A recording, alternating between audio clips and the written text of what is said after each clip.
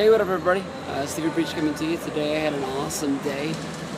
Stone Cold Steve Austin early in the morning when I first got to Los Angeles really opened up the trip. I don't even really call it a trip when you're only here for one day.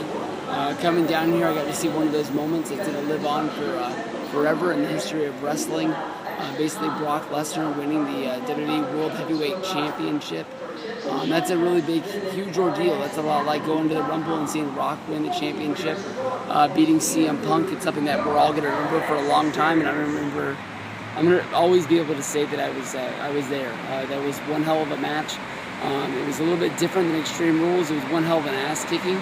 It was one match that definitely. I'm not the biggest guy who loves blood in wrestling. I don't need it in order to have a good time, but I think that was the one thing that was lacking from Extreme Rules, was just that bloodshed. But I honestly, when the first F5 hit, even though I knew it was 30 seconds into the match, I thought that would be one way to really get Brock over as a champion, being able to beat Cena like that.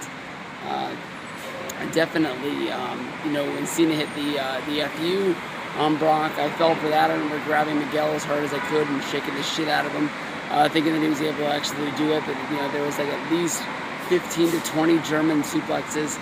Cena got thrown around like a rag doll, and when he hit the F5 for the 1-2-3, I knew it was over. I knew that Brock wasn't going to tap out from the STFU. We're always going to remember Brock sitting up like the Undertaker and mocking John Cena, laughing at him in his face. It's the first time I've ever really seen Cena in a fight where he just felt like he gave up.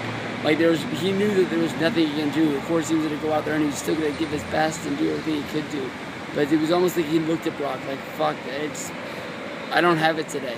I mean, it just seemed like that was his answer to Brock Lesnar, which is sort of saying, like, we're going to do this, you're going to have to beat me, I'm not going to give it to you on a silver platter, but, I know that I'm not better than you today. Brock Lesnar as a champion is something that we're going to have to get used to, him not being on Raw. It's honestly something that we're going to bitch and complain about for a long time. I don't know how you do this as a long-term storyline, him not being on Raw, him not being on SmackDown, or he might even miss pay-per-views along the way. We don't really know what they're going to do from here on out. Miguel said that Batista was going to be on Monday Night Raw tomorrow, so that's one thing to look forward to, I guess.